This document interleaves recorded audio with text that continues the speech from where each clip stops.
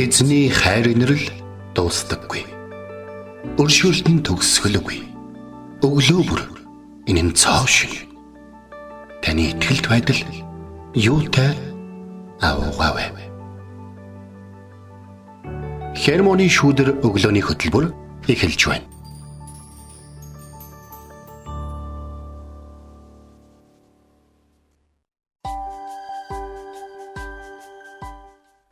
Өглөөний мэнд. Өглөөний мэнд үгүй. Итгэл радиогийн эфирээс Хермоны шүүдэр өглөөний хөтөлбөр инхүү эхэлж байна. Эфирт пастор Сайна болон хөтлөгч Билгэнээр ажиллаж байна. Сонсогчдаа сайхан амарсан уу, танд өглөөний мэндийг хүргье. Өнөөдөр бол 2025 оны 5 сарын 1-ний өдөр байна. Ингээд шинэ сар айлчлан ирсэн байна. За тэгээд өнөөдөр бол нэг юуны өдөр гээл яриад идэх шүү дээ. Хөдөлмөрчдийн өдөр гээл тий.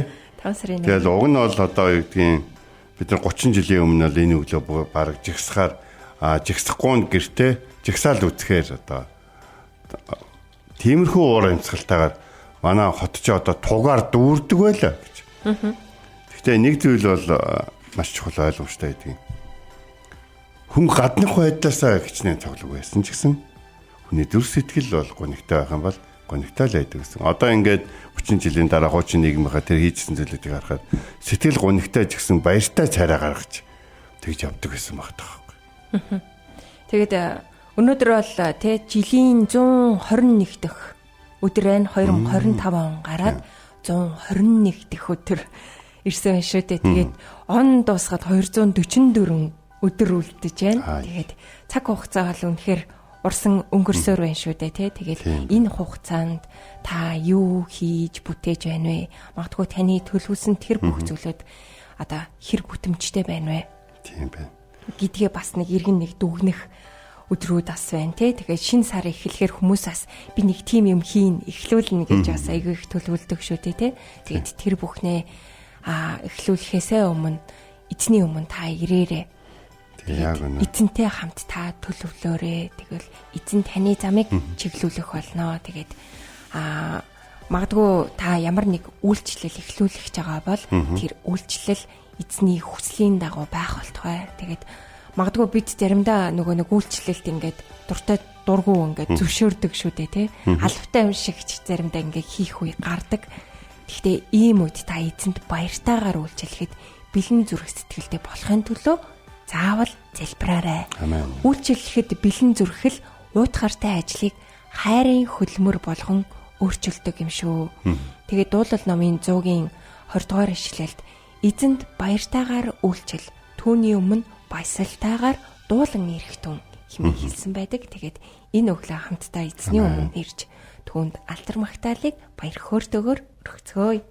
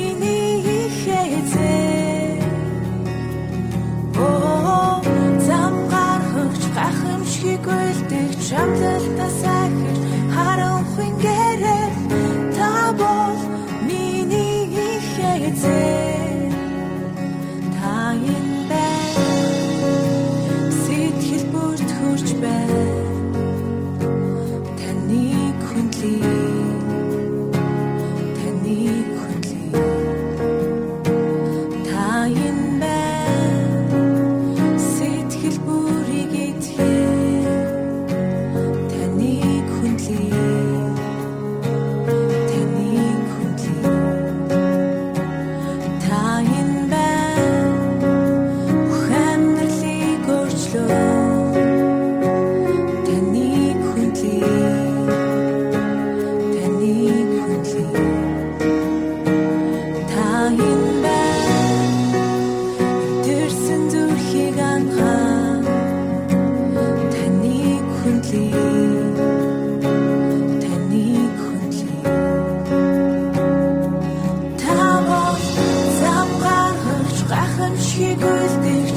Чамдалтай сахир харанхуйн гэрээ Тамо миний хэзээ Тамо зам гаргаж гахамшиг үлдэх Чамдалтай сахир харанхуйн гэрээ Тамо миний хэзээ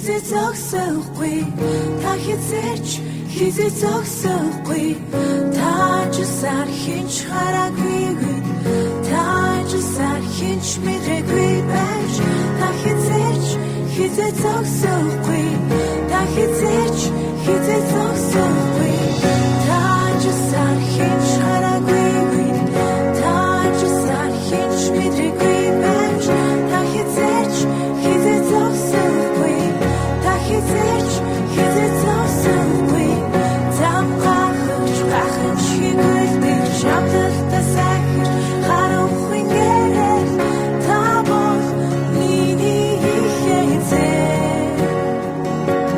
Тамо зам гаргаж гахамшиг үлдэх Чамдалтай сахир харанхуйн гэрээ Тамо миний хэзээ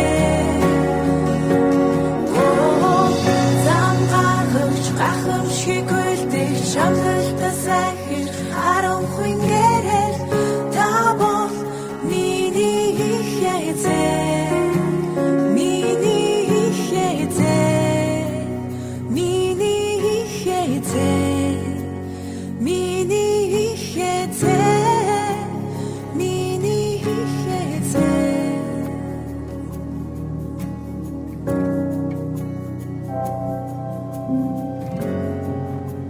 Бурхан, та миний бурхан.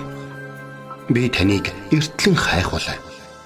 Усгүй хоорой ангамл газарт сэтгэл минь танаар сангаж би махбат минь таныг хүсн тэмүүлж байна. Дуурал 63-ийн 1.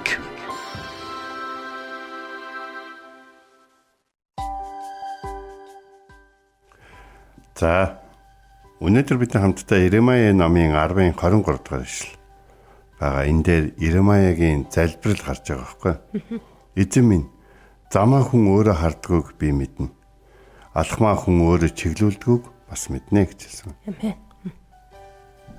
Тэгэхээр энэ дээр Иремая шивжүүлэгч Израилийн хамгийн эвгүй хүнд үед, Юдагийн хамгийн хүнд үед ишвэрлэгч хийж таарсан байна. Тэгэхээр бурхан бол өөрийнхөө ард түмэнд бол сүү балаар урсдаг тэрхүү газар нутгийг бол өгнө гэж амласан өгсөн. Тэгээд Авраам, Исаак, Яаков бүгдэнд нь амласан. Тэгээд үр хөвгт нь үрд мөнхөд өгнө гэж хэлсэн бол бурхан үрд мөнхөд өгнө л гэсэн. Харин үрд мөнхөд тэр газар нутгийг авах гээд тэр Израильчууд Авраамийн хүүхэд байна уу? Исаакийн хүүхэд байна уу? Яаковын хүүхэд байна уу? Тэр газар нутгийг авах шалгуурыг итгэлээрээ болон үйлсээрээ бурхны хайрыг татаж хүлээж авсан зөв сонголтууд болоод итгэмжит байдлаараа сүсгтэй байдлаараа бурхны хайрыг татаж тэрхүү газар нутгийг хүлээж авсан тэр хүмүүс хിവэрэ байна уу гэдэг асуудал нь үргэлж асуудал байна. Тэгэхээр Иремая энэ хэлж ин л да. Эзэн минь, замаа хүн өөрөө хардгүйг би мэднэ гэж. Тэгэхээр Иремая хэлж байгаа байхгүй. Бурхан минь, би хэний төлөө залбирж байгаагаа мэднэ. Энэ хүмүүс замаа өөртөө харж чаддгүй маа. Энэ хүмүүст хэлж өгөх ёстой байхгүй да бурхан минь. Энэ хүмүүст ингээрээ тэгээрээ гижээж л энэ хүмүүс явдаг байхгүй юу? Бурхан минь, тийм учраас алхмаа хүн өөрөө чиглүүлдэг гэдгийг ч гэсэн би бас мэдж байгаа шүү гэж тайлбарч байна. Тэгэхээр энэ юу гэж юм гэхлээр бурхан минь та энэ хүмүүст хэлэхээ битгий болоорой. Энэ хүн хэлэхээс цааш чичгээс гэдгийг л хийгээд шүү дээ. Тэгээд эдгээр хүмүүсийг таны өмнө эргэх боломжинд та үнэхээр ингээд нээлттэй байгаарай. Тэ? Та 100 удаа асуусан бол нэг удаа тэд тэгья гэж хэлэхэд нь л та тэднийг инрээрээ. Өөртөө алхмуудаа юу хийж байгаагаа мэдэхгүй байгаа байхгүй юу? Тийм болохоор мэдэхгүй байгаа гэдгийг би бас мэдээд байна. Би таныг ч мэдээд байна. Энэ таны үгийг дамжуулаад сонсож өгөхгүй байгаа ард түмнээ ч гэсэн мэдээд байна гэсэн тэр төр сэтгэлээр бол Иремая ярьж байгаа байхгүй юу? Тухайн үед бол Иремаягийн үед бол Бабилончууд ирээд бол Иерусалимыг бол бүсэлсэн байсан. Бүслээд тэгээд Израилийн одоо тухайн хамгийн сүүлийн хаан болох одоо Седекэ та өөрөө ч хаан ч юу байгааг л дээ. Бабилоноос томилсон хаан байсан. Тэгээд Седекэ бол ерөөсөө маш мунхаг зан гаргаж байгаа байхгүй. Хотыг одоо ингээд хэд хэдэн удаа 2 ч удаа барыг Бабилончууд ирээд байлдаад ер нь хотол ингээд Бабилоны айрам дахин дайрсан учраас тэд нар хотыг мэддэг болсон байсан. Мэддэг болсон байж чинь яг тэр хоттоо дахиад эсэргүүцээ босдог гаргачихж байгаа. Тэгээ хид хідэн удаагийн маш их юм ойрхон тулаануудыг израильчууд, юудачууд туулсан учраас хүн аманч цөөрчгсөн, дэр дэвсгэн хэцүү болцсон, хотын хэрэмжчихсэн, муудчихсан. Тэгээ хүмүүсийнх нь итгэл найдварч гэсэн нэлээд муудчихсан те. Сонгодгууд нь, баатрууд нь, одоо язгууртнууд нь бүгдээрээ Бабилон руу цөлөгдчихсэн. Тэгээ яг ийм нөхцөл байдалтай байж байгаа тэр хүн өөрийн бардам зангаар, өөрийн ихэрхүү зангаар дахин бослог гаргасан байна. Тэгэхээр энийг яг хэн хэлээд байгаа байхгүй? Иремая. Замаа мэддэг юм аа. Замаа харддаг байхгүй юу? Алхмаа хүн өөрөө чиглүүлдэг байхгүй юу гэж. Тэгэхээр энэ зам гэдэг үг Библиэлд их олон газар бичигдсэн байдаг. За Библийн олон хэсгээс үнийг бол харах бол боломжтой. Зам гэж. Тэгэхээр хамгийн алдартай нь бол мэдээж бол Есүсийн хэлсэн би бол зам үнэн амь мөн гэдэг шилээ. За тэгээд энэ нь бол миний зам үнэн. Энэ замаар явбал амьд байна гэсэн маш их энгийн утгыг агуулж байгаа. Тэгэхээр Бурхны үгийг, Бурхны ишвэрлэгчдийг бүү үл оошоо. Тэгвэл чи энэ газар нутгаар үрд мөнх амьдрах болно. Эзэмших болно гэж. Тэгээ Бурхан өөрөө энэ ард түмний хаан. Бурхан өөрөө энэ ард түмний удирдагч нь. Бурхан өөрөө энэ газрыг энэ ард түмэнд хадгалж, хамгаалж, энэ ард түмнийг энэ газар дээр өсгүүлж, үржүүлж. Бурхан өөрөө энэ хил хязгаарууд чинь болоод энэ хотуудыг чинь хамгаалах болно. Бурхан өөрөө энэ тариалангийн талбайг чинь өрөөж, газар тариалангийн чинь ургуулж, ургацаар чинь та нарыг хоололж, ундалж, та нараар дамжуулж, эргэн тойрны чинь ард түмнийг ч гэсэн хоололж, ундалж, Бурхан ард түмэндээ хэрхэн ханддгийн гэрчлэл бол үндэснүүдийн дунд дах Бурханы эзэмшил болсон Израилийн ард түмэн та нар эмшээ өгсөн хуучин гэрээний их олон ойлголтууд явж байгаа. Хуучин гэрээний өнөөдрийн нэшлэлээр Иремая эзэн Бурхан өөрийнхөө ард түмнийг нүгэл дунд хаялгүйгээр амьд үлдэж үргэлжлүүлэн Бурханы өршөөл дотор өөрчлөгдөх боломжийг тунхаглаж байгаа талаар гарч байгаа байхгүй. Тэгэхээр хуучин гэрээнд Йона номон дээр Бурхан Йонад хэлж байгаа байхгүй. Тэр үед бол нэг ассирчуудын эсрэг Йона ишвэрлүүлж байгаа. Бурхан зарим ишвэрлэгчдийг аврахын тулд ихэвчлэн л ирнэ. Аврахын тулд л явуулж байгаа байхгүй ишвэрлэгчтэй. Боломж олохгүйгээр энэ дэлхий дээр хүмүүсийг устгасан ч юм уу эсвэл тэгсэн тохиолдол ерөөсөө байхгүй байна. Тэгээ Йона номон дээр Йона ассирчуудыг ингээд Бурхан устгах гэж хэлээд өөрөө нүгдээ харна. Өөрийнх нь ард түмнийг зовоож исэн тухайн энэ дэлхийн ард түмнийг зовоож исэн ард түмнийг Бурхан шийтгэн гэсэн болохоор нь баярлаад танаа хот чинь сүнэн, танаа хот чинь гимшихгүй бол ингэнэ гээд. Тэгтээ магадгүй бараг Йона эднэртээ яг гимшиж харагдаач та эднэртээ гимшихгүй байж байгаад мөхүүл таарнастай Бурхан эднэр дээр нэг өстой нэг Египтийн гамшгуудаа буулгаач гээд ингээд бодж итэл Бурхан тэднийг өршөөцсөн.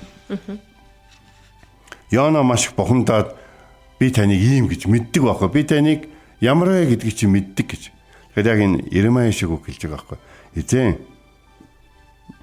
замаа хүмүүс өөрөө харддаг би мэднэ. Алхмаа хүмүүс өөрөө чиглэлдэггүй би бас мэднэ гэж. Тэгэхээр ингээд Иремая өөрөө хүмүүсийг мэднэ гэж яриад байгаа шүү дээ. Бурхан ямар ард түмэнтэй ажиллаж байгаа вэ гэдгийг ишвэрлэгч хүнийхээ хувьд бол мэдээд байгаа. Бас Бурхан өөрөө ард түмнээ яаж ч гим нүгэл дунсан Бурхан эцэст нь яах вэ гэдгийг мэдээд байгаа байхгүй. Йона тэгсэн чинь ууралдаг те тэгсэн чинь тэгдэг шин. Баруун зүүнээ мэдгүй 120,000 гаруй ялах хэвээр. Хотыг би өрөвдөхгүй гэж юу гэдэг үгийг хэлээд энэ нь дууссан байд. Тэгэхээр Бурхны өршөөлийг бүрэн гүйцэд дамжуулж Бурхны өршөөлийн үр жимс болох хайрлах энерхүү үйлчлэлийг бид нар хэрвээ хийхгүй юм бол бидний өнөөдөр энэ дэлхий дээр Бурхны хаанчлалт дэлхийн төлөө хийж байгаа олон үйлсүүд бол утга учиргүй байна. Иремая өөрийг нь худаг таяад байсан ч гэсэн өөрийг нь доромжлоод байсан ч гэсэн иш үзүүлсээр лсэн залбирсаар лсэн. Иремая иш үзүүлэгчийн үед Израилийн хаадууд иш үзүүлэгч Бурхны үгийг дамжуулсаар л өөрсдийн зөв гэсэн замыг сонгож бардам холын хараагүй гэдгийг баталсан. Тэрнээс гадна хотын хэрмийн гадаа Вавилоны элчснэр хурж ирээд юу гэж хэлсэн бэ? Хөөй! Израилийн хаан тэ энэ босод хотуудыг энэ шүтээнүүд нь хамгаалж чадсан юм уу? Гэхдээ та нарыг энэ шүтээнүүд чинь хамгаалах юм уу гэж. Тэгэхээр энэ нь яг юу гэсэн үг вэ гэхээр Израильчууд өөрсдөө яг Явэ Бурхныг шүтгэхгүйгээр оронд нь өөр шүтээнүүдийг шүтдэг болсон байсан. Тэгээд тэр шүтээнүүд нь амьгүй, хилгүй зүгээр одоо босгосон шүтээнүүд учраас бол хотуудыг бол хамгаалж чадахгүй хотод эзлэгтэйрсэн. Харин Хизкигийн үед бол өөр байсан гэдэг бид мэдж байгаа тийм. Хизки бол тэр шавар бурхтад шань Явэ эзэнд бол итгэдэг гэсэн. Тийм учраас ч ялсан. За ингээд энэ Иремаягийн хаадуудын энэ бардам зангаас болж уулз гүрнээ мөхөж өөр хүүхдүүд нь нүдэн дээр нь хятагдсан. Мөн хүмүүс заримдаа буруу юм хийж явах үедээ өөрөө мэдээд өөрөө тунгаагаад тэр замаар явж байгаа гэж боддог. Би өөрөө мэдж байгаа, хянаж байгаа гэж боддог. Харин яг мөхөх үед бүр яг одоо бүх зүйл Бурхны хэлжсэний дагуу сануулж ирсний дагуу хяналтаас гарах үед хүмүүс Бурхны руу дуудаж хашгирсан ч гэсэн одоо боломжоо бол алдсан байх тохиолдол гардаг. Гэхдээ Бурхан хизээч ард түмнийг бүрэн орхиж байгаагүй. Тэдгээр гимшдэггүй хүмүүсийг орхиж болох боловч тэдгээр хүмүүсээс олж хохирж байгаа хүмүүсийг эзэн Бурхан өргөлж авардаг. Нэг зүйлийг бас хэлмээр санаж байгаа нэг энэ юм дээр Иремаягийн үед Зэдекигийн төлөө Иремая залбирч ирсэн байна. Зэдекиг сүүлд нь нөгөө нэг Иерусалим эзлэгдсэний дараа Вавилоны хаан ордондоо очиж хагаад эхлээд бүх хүүхдүүдийг нүдэн дээр нь алсан. Тэгээд дараад нь түүний нүдийг сохолсон. Тэгэхээр энэ юу гэсэн үг вэ гэхээр тэр одоо юу харж байгаагаа өөртөө юу байгааг өөрт нь ямар хүч чадал байгааг өөрт нь давуу тал юу байгааг юу байхгүй байгааг харах ёстой байсан. Чи зөв харж чадаагүй учраас чиний харсан хамгийн сүүлчийн зүйл чиний буруугаас олж алагдаж байгаа чиний өөр удам гэр бүлийнхэн чинь байх болоо гэдэг аимшигтай шийтгэлийг Вавилоны хаан Зэдеки хаанд өгсөн байдаг байхгүй. За ингээд бид нэр Иремаягийн энэ үгийг бодох хэрэгтэй. Таны төлөө хэнийг нь залбирдаг байх. Бурхан минь тэр зүгээр аль замаар явахаа мэдэхгүй байгаамаа. Та түн туслаарай. Та түүнийг инэрч өгөөрэй гэж. Тэгээд өнөөдөр Иремаягийн дуушлан залбирал бидний замаа мэдэхгүй явж байгаа хүмүүсийг өршөөж ятгаж зөв зам санал болгох ёстой гэдгийг сануулж байна. Хэрэв хүн эзний үгээр явахгүй байгаа бол эзний мэрэгүү ухааны дотор явах замаа мэдэхгүй байгаа бол тэгсэн гэрнээ эзний замаар явж байгаа гэж өөрсдийгөө хуураад байгаа бол бид хизээш үнийг зүгээр орхиж болохгүй. Бид ятгсаар байх хэрэгтэй, залбирсаар байх хэрэгтэй.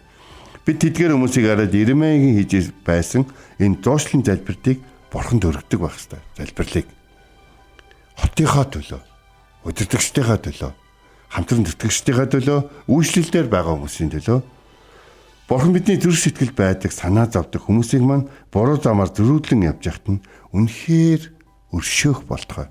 Бидний эзэн Бурхан өөрийн хайр инэрлийн дотор замаа мэдгүй явж байгаа хүмүүсийг өршөөх болтугай. Тийм ч учраас Есүс Христийн загалмаа дээр хийсэн нэг залбирлаа өнөөдрийн номлыг өндөрлөе гэж бодож байна. Эзэн минь юу хийж байгаагаа мэдэхгүй байгаа. Эдний гимнүглийг уучлаарай гэж эзэн залбирсан гүнгүнзгий утга учиртай юм шүү.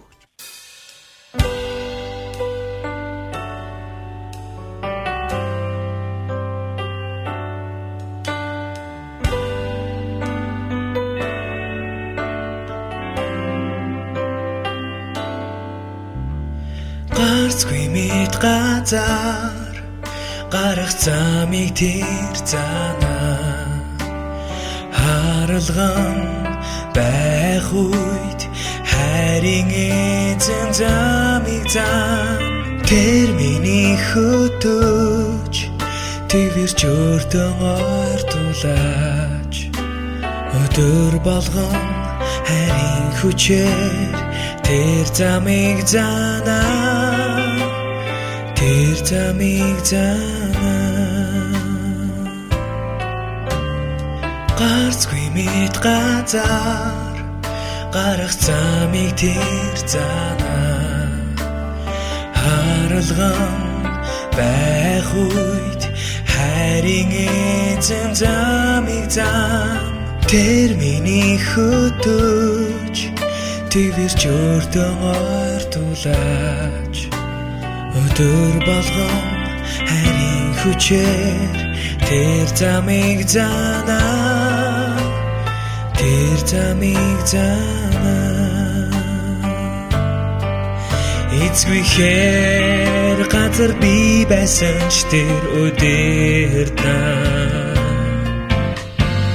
элсэн цөлж гол уурсхийг би харнаа тэнгэр дэлхий усцаач эзний үг хിവэр үлднэ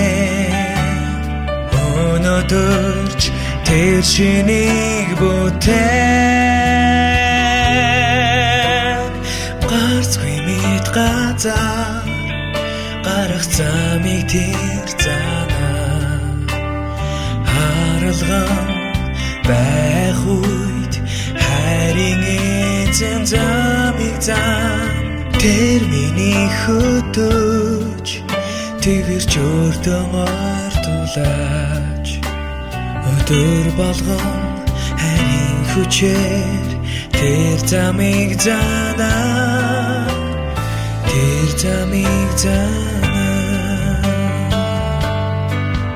эцгүй хэр газар би байсан ч тэр өдөртөө элсэн цөлж гол уурсхийг би харнаа тэнгэр дэлхий усцаач эзний үг хിവэр үлднэ өнөөдөрч тэр шинийг бүтээн гарцгүй мэд газар гарах замыг тэр занаа харалган байх үед хайрын эзэн замыг зам тэр миний хөтөж твэрч өртөн ойртуулаач өдөр болгон хайрын хүчээр тэр замыг занаа тэр замыг занаа.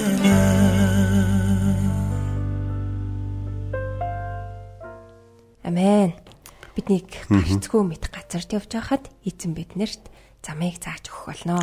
Өнөөдөр бид нэр үгийн цагаараа Иремья номын 10 дугаар бүлгийн 23 дугаар ишлэлээс суралцлаа. Эзэн минь, замаа хүн өөрөө хардгүйг би мэднэ. Алхмаа хүн өөрөө чиглүүлдэггүйгч бас мэднэ. Бурхны үг байхгүйгээр бид амьдралын замаар зөв алхаж чадахгүй. Бурхны үгээс эргэж өөрийнхөө алхах тэр мөчөд бидний зам Бурхны замаас хазааж байдаг. Яагаад гэвэл бидний мөн чанар өөрөө гим нүгэлтэй юм аа. Өнөөдөр ч гэсэн ялгаагүй хүмүүс өөрийнхөө замыг мэддэггүй. Алхмаа өөрөө чиглүүлж байна гэж боддогч үнэндээ буруу тишээ алхаж байдаг. Ганцхан Бурхан л бидний амьдралыг зөв тийш нь чиглүүлэн залах боломжтой юм аа. Тэгэлгүй яхаа. Тэгээд өнөөдрийн нэг ишлийн хамгийн чухал нь вэхээр одоо хүн өөрөө хардггүй гэж. Тэгэхээр бид нэг заримдаа нэг кино үзээд буруу замаар яваад байгаа хүмүүсийн өөшөө ингээч тийшээ эргээч ингээч яг одоо энэ зөвлөө гэх мэтлэн тэр хүмүүстэй хамт ингэ сэтгэлээрээ ингэж явдаг те. Гэтэл Бурхан бидэнд хайртай Бурхан энэ дэлхийн 7 тэрбумыг өнөөдөр ямар олон нь ингэж буруу замаар явж өөрийнхөө замаар явахгүй гүжүүлэхийг те өөрийнх нь бүр хүмүүсийг илгээгээд ятгах чинь төрүүлж байгаа энэ дүр төрхийг харж байгаа болоо. Тэгэхээр Бурхан биднийг хайрлж энэ дэлхийг аврахын тулд ямар олон төсөл одоо хайрын төсөл те ямар олон ийм өршөөлийн ийм одоо төлөвлөгөөнүүдийг хэрэгжүүлж байдаг вэ гэдгийг бодноор бодох хэрэгтэй байхгүй.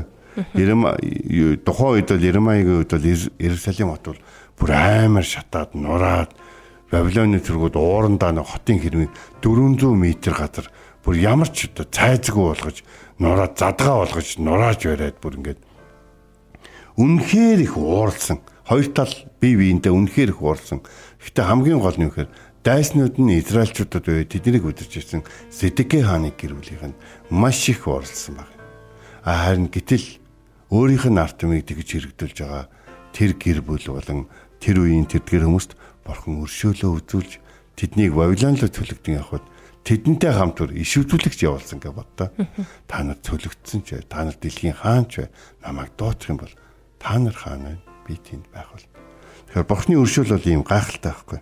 Харин бид нар Бурханы өршөөлийг алдахгүй тул өөрсдөө хичээгээс гадна бусадтай тусалдаг байх хэрэгтэй. Яагаад гэвэл бусад маань заримдаа зөвхөрж гин, ядарч гин, үнэхээр мэдэхгүй байна. За бид нар ч гэсэн зааж өгöd байх юм байхгүй мэдэхгүй байж болно. Тэгвэл хамтдаа залбираад замаа хайгаад, замаасаа гарахгүй байж хэрэг хэрэгтэй юм бол зам дээрээ хүлээгээд тийм үү? Мэддэг нэг ирээд цаашаага явах юм уу, өөр замаар явах юм гэдэг хэлж их хүртэл хүлээж чаддаг. Тийм бурханлаг амьдралаар амьдрахыг л энэ цаг мөчид ятгамаар байгаа байхгүй. Тэгэхгүй бол Бурхны ард түмэндээ Авраамаас хойш амласан бүхэл гайхалтай амлалтууд бүтээж босгосон тэдгээр хотуудыг Зэдэкэ хааны үед ихэнхийн дайснуудаар харж агаад нураалгаж байгаа байхгүй. Тэгээд өөр хүүхдүүд алдаж байгаа.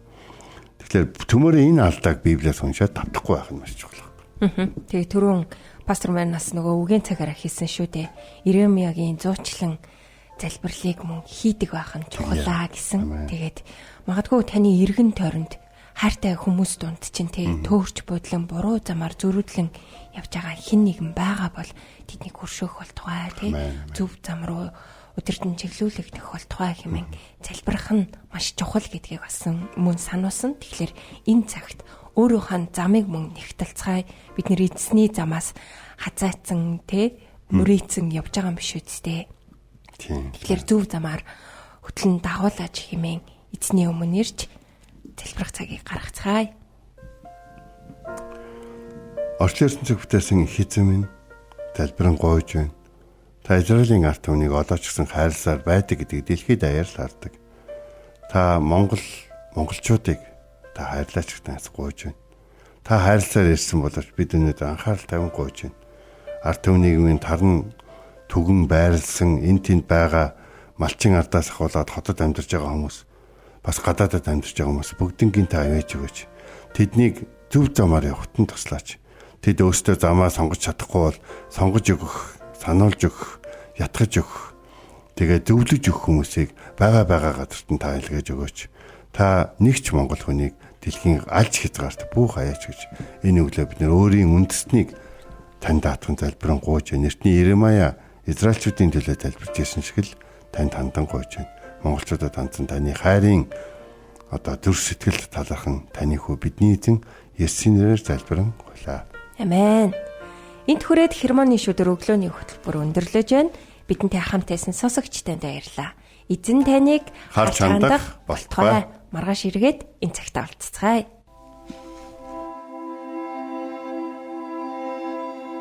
Эзэн зүрхийг чинь Бурхны хайр ба Христийн төвчөрт чиглүүлэх болтугай. Хермоны шүдэр өглөөний хөтөлбөр танд хүрэлээ.